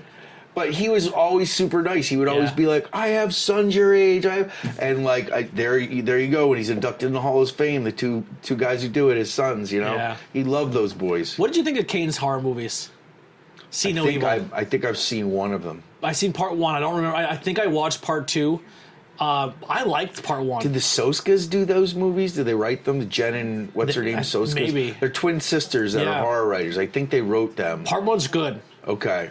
You never seen it? Maybe we'll put that on the list. If I have, we should do a rewatch because it's been a while. They're good. Okay. They're fun. They're fun movies. All right, so this movie's pretty much done. I do like the prequel idea where maybe you show some of the other tapes. Now, those movies, there's no happy ending. He gets away. But maybe just to dive in a little bit of who he was as a person. How he became the way he did. I'm cool with keeping this a franchise to learn more about him. Yeah. More about the culties. I'm definitely into that. What do you give this as a scale of 5? What are you giving it? Sharks? How many sharks? I give it 3 sharks. 3 sharks? Yeah, I would watch it again. I would recommend it to people to watch if they wanted to see something new. How about yourself? I'm going 3 sharks as well. There you go. I maybe want to go 3.25. Okay. Give like a quarter shark in there. Okay, that's the Meltzer in you. But it is a Meltzer. I like it though. I definitely think it's a movie. I definitely think if you're watching, and I've had people who watch these podcasts or listen to these podcasts or movie reviews. Also, let me know if you like these longer form where we take sidetracks and go crazy, or if you like me just staying to the point. And I'll do a mixture of the two when it comes to movie content. But I do like these conversations. So even if you hate this, go fuck yourself. I'm doing it because I make content for me and not this fucking 16 of you who don't tell anybody about it. Fucking suck it. Not joking. Anyway, I would definitely recommend it. This is a movie kind of like Late Night with the Devil. Have you seen that yet? Where I didn't think I was gonna like it as much as I did, and then after I watched it, I'm like, that was a lot of fun. Mm-hmm. And it was like an hour and a half, and it felt like it flew by. Yes, I agree. Late Night with the Devil, I thought that was good. I like this a little bit better, to be honest. Yeah, I liked it a little bit better. Different movies. I think the element of it, of just the realism of the serial killer, the realism of using, because the whole time you're like, oh my god, this is legit the perfect crime, because you can just blame the sharks, and the sharks are going to eat these people, and like, for the most part, the way he scouts his people and they're tourists and this and that, like, he kind of is committing the perfect crime. Yeah, the only credible evidence or witness is Dave, and he's so fucking blind drunk, obviously, or half-witted that it doesn't matter until... And he's definitely not in on it because he does get killed, because as soon as he finds out that there's something going on, Bruce immediately offs him. Yes. Yeah, so he's not in on the whole plot. He's definitely getting him a 5th every time he gets a fare. Yeah. Maybe like his drunken stupidness is actually giving him a heads up of like, hey, people are snooping around. Yes. You know what I mean? I think that's what helps him too, because Bruce actually saves Bruce from Moses because he hits Moses in the back. Mm-hmm. So let's kind of mull over some ideas here. What's a possible movie you want to watch next? I know we talked about we both haven't seen a good chunk of movies. Or do you want to do like you pick this one, I pick the next one, or flip back and forth? I'd be up for doing Weapons next. You want to do Weapons? Yeah. All right, I'm cool with that. We can do Weapons. I don't know the premise of Weapons. I'm going to be honest. So I know very little. I saw, but I like going in. Can I read as blind? Can I read the cliff notes? Yeah, all right. Go ahead. When all but one child in the same class mysteriously vanished on the same night at exactly the same time, a community is left questioning who is behind their disappearance. That's all we know about it. So missing children, and children in horror movies are always fucking scary. Yes. Yeah. I can watch a TikTok of like little kids laughing, and a little kid laughing is joyous and it's a funny thing, especially when they belly laugh. You're like, oh, that's amazing. But if you're in a dark room and you hear that same laugh, it's a completely different vibe. Not me. I'm gonna be like, come tickle me. I don't know why this memory just flooded into my brain, but we're 11 years apart. Me and my brother, who's off camera, he's home from the military. 11 years apart means I was like, it's like raising another kid. Like I wasn't like a brother at some points. I was like almost like raising or watching a kid grow up and doing a whole different experience of not having a brother that's like the same age or a year or two younger.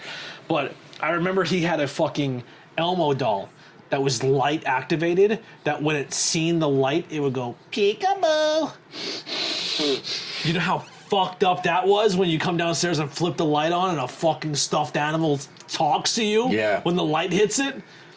dude, so many times my dad would have fucking heart attacks, or he'd come running down and be like, ah! And you're like, what the fuck? Like, worst toy ever. We buried it in his toy box, but he would always pull it back out because he loved fucking Elmo. But yeah, creepy fucking toy.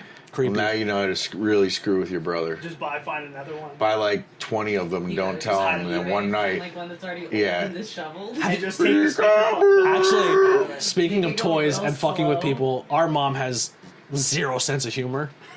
Like, none at all. And there's a video I seen that I was like, oh my god, this would be perfect to do with my mom. Do you ever see those cactuses that they have for babies that it mimics the sound and says it back? But like, the baby like, ah! And it'll be like, ah! And it like wiggles when it does it. This guy puts like 30 of them in the room, and the mom's like, you think you're fucking funny? And then the rest of them going, you think you're fucking funny? oh my god. Repeating after and getting more and more high pitched. And they probably all start perpetually repeating each other, and then it just ends a cycle. I just imagine me committing to the bit doing that to my mom, because it would be fucking amazing. Oh my goodness. She is so angry, and I love it so much. People think I should make more TikToks of me fucking with mom, because they like. Already had. Listen, she's on heart medication now. Leave her alone. I scared her in the alley. I think I still have the footage. I might have deleted it, but I scared her in the alley. Yeah, I scared. Yeah, good call.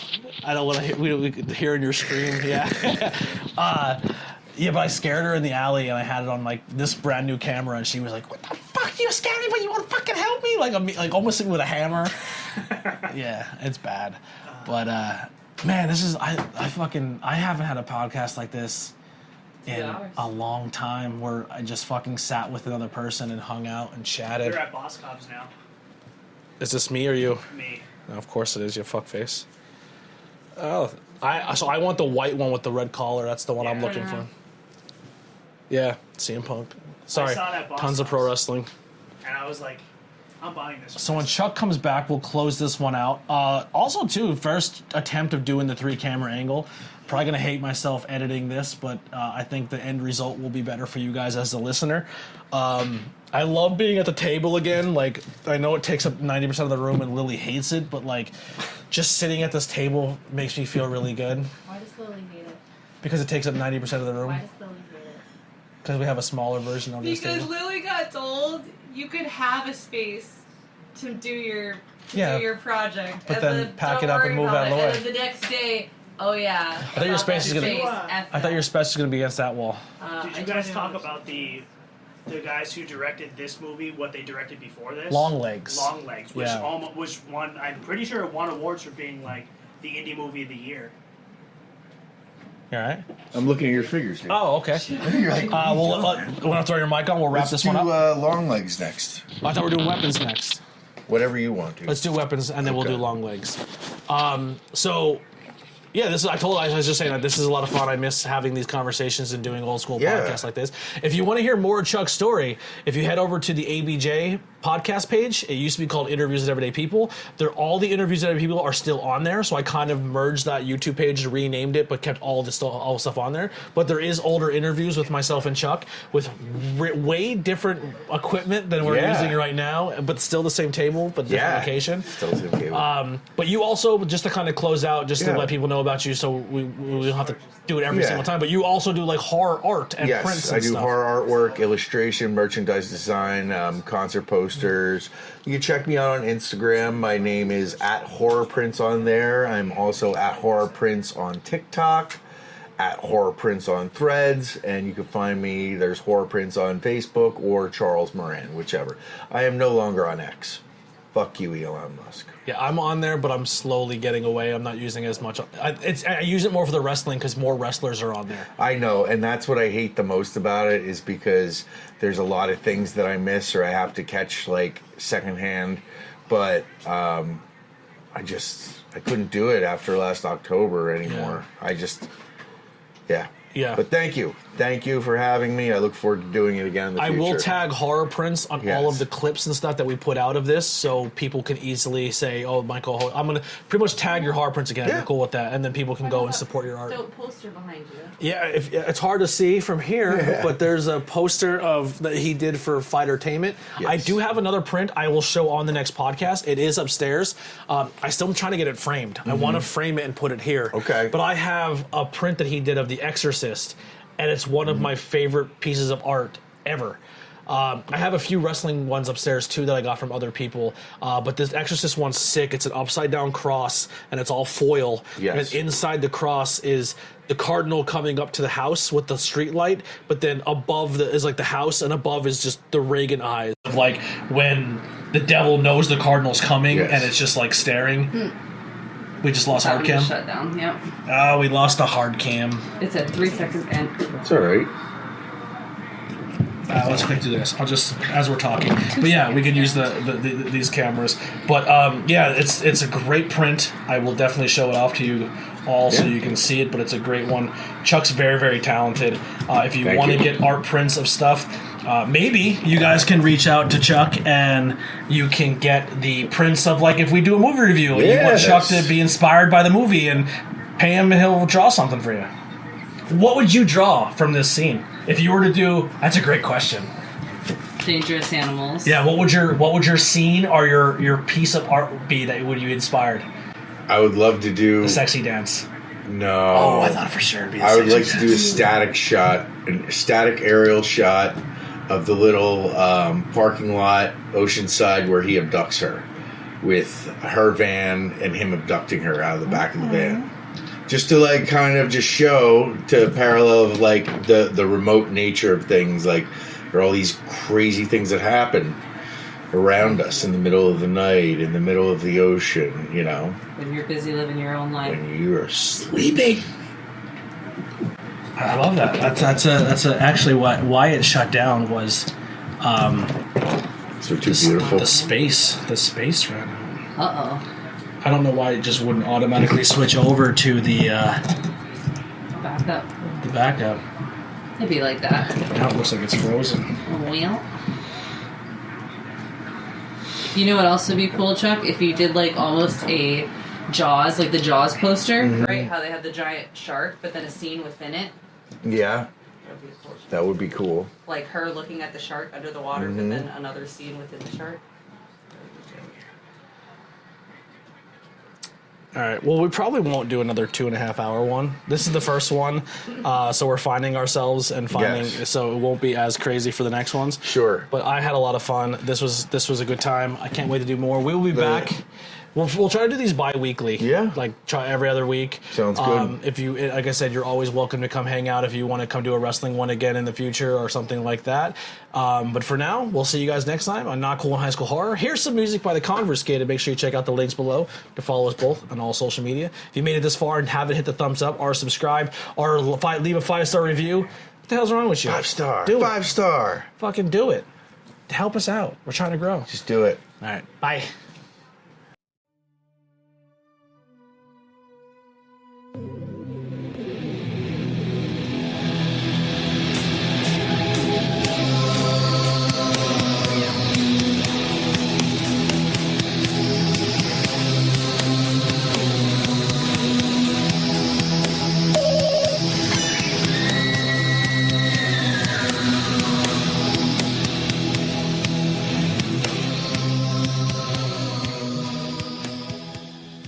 For comedy and signings.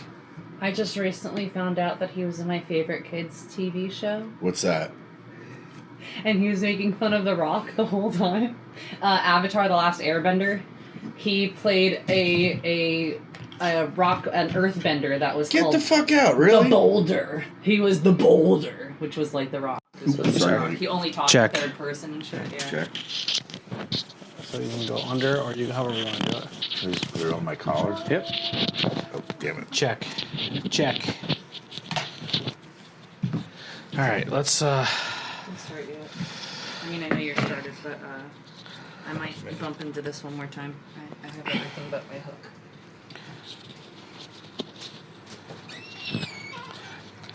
I'll talk about it on the thing. I want to save some for the camera. Oop. You alright? Damn, dude. You're good. They're made to take a beating. And I'm blind without my glasses, but then when I have them. Jinkies. You find it? It might be on your chair. Like, I heard it hit the steel of the chair. Oh, yeah. Damn, it has a magnet on it. Okay. Yeah. Okay. So, yeah, if you pop that magnet off, Yeah. like this, take the magnet off the back, put the microphone. So I didn't even realize there was a magnet. Yeah, so you pop maybe the magnet fell off. Is it on your chair? It looks like that. Yes, it is. Okay. So you put the mic underneath your shirt and then the magnet on top of your shirt. I got you. Is that okay? Yeah. Direction of that? Oh, that works too. Okay. If you want to hide it more, you can put it underneath your shirt like this too, whatever you were comfortable with. It's okay. It's Picture her. Yeah, so essentially what I want to do, what? Did you already start? No. I mean, we're recording, but... Fix your hair. Separate your hair, part your hair or something, because you had it like half pushed back and half not, so just kind of doing it. But I want to do this more often. I think in person is more fun because I want to bring that old vibe back of the podcast, of being at the table and everything. Sure. But I don't know how if this drive was a pain for you or if this something. Not really. But if you want to do this every other week or something, however you want, we'll just fine. pick a movie. We can pick one out when we leave today. If you need access to stuff, let me know. I do have a shit ton of streaming services. Okay. I liked that AMC Plus because I got the free trial to watch that, so I'm cool with that. So AMC Plus, also if you get the Plus version, you get Shudder for free. Oh, really? Shudder's included in something else. So I was subscribed to Shudder, then I went and seen AMC Plus on my Amazon,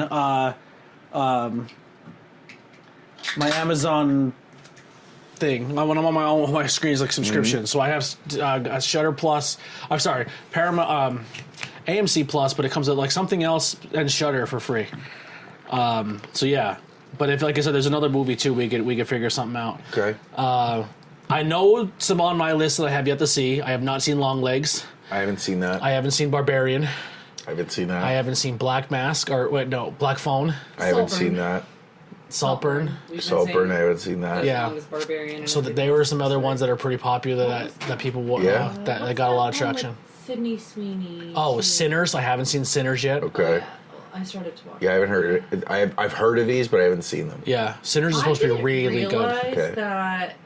I knew the premise of Sinners, but I didn't realize that it's like the Parent Trap style shot. Like Michael B. Jordan plays two different characters. Oh. Oh yeah. I wasn't aware of that either until you just told me. You ruined it! I Spoiler. didn't ruin anything about the fucking story though. So But I just know it's a vampire movie. yeah, is it? But yeah. So we'll figure stuff out, and maybe we'll ask the audience what they want to see us review or talk about. The only one that we can do, and if you want to like stay co-host and be here, like stay claim of it, I'm all for it. But when we do go watch Terrifier 3, I'm gonna do that with Yeah, Courtney. you said you want to do those with Courtney. Yeah, but you're if you want to jump in as like co-host permanently, like you're Okay. more than welcome to do so. And like we Okay. can do it remote, we can do it here. But you're definitely somebody I would love to chat horror with and watch Yeah. horror with because I think Yeah. you really like Don't horror, make me but fucking also tired now. Yeah. you're also not very like everything sucks. You know? what I mean? No, I'm a 10-minute drive down 81. from Yeah. here, so it's not bad. You know. Yeah. And if you hate the logo and want to chuck it up, I'm cool with that too. The Not Cool in High School Horror. I have it just looking like an old school black and white matinee screen. Mm-hmm. That's kind of where I was going for. I'm just looking at the cast, so don't mind me. Yeah. So I didn't know who Ja Courtney was until I What is looked he up in? later. He was the killer, Yes. Captain Boomerang, in Suicide Squad. That's why he sounded familiar. Okay. But he looks like he looks like Tom Hardy and Phil Insane. Yes. He's in Terminator Genesis. He wasn't in. It's not the same guy as Mortal Kombat, right? No. No, that's Okay. Michael Jai White, right? Is that No, what you're he's thinking? the new one I think she's talking about. Okay. I suck at explaining characters that I don't know. Dave. I thought the dog was going to kill him. I thought the dog was going to be the one that kicked him into the water and the shark would eat him. No, I thought I think without showing it, I think that dog fucking dies. I think they cut that out of the movie. Okay. My You think personal. that's where they That's stopped it? that's a terrible thing to. They were like the dog. that don't even never worry about it's it. never going to pass any type of a rating system. Nobody wants to see a pet or especially a dog die. But the dog annoyed him the whole movie. That's why I think when he had a chance, he took it out. Mm-hmm. Oh my god! I thought we'll talk about it. Yeah. All right, you ready to dive in? Yes. We're gonna wing it. Just Okay. all right. Dive in. All right. Yeah, I like that. All right. So another thing too is how I when I want to start a standard when we start recording is when the cameras are not rolling, or I'm sorry, when they start rolling and I'm setting things up. For just going forward, this one I won't do it because I don't know exactly what we talked about or said. But from the time we start rolling till the time I say live, all that footage can possibly be used. I might Okay. throw it at the end Yeah, for that's like fine. bonus stuff or like setup time. I just think it's a cool little behind the scenes Yeah, thing. Yeah, that's fine. All right, 3, 2, 1.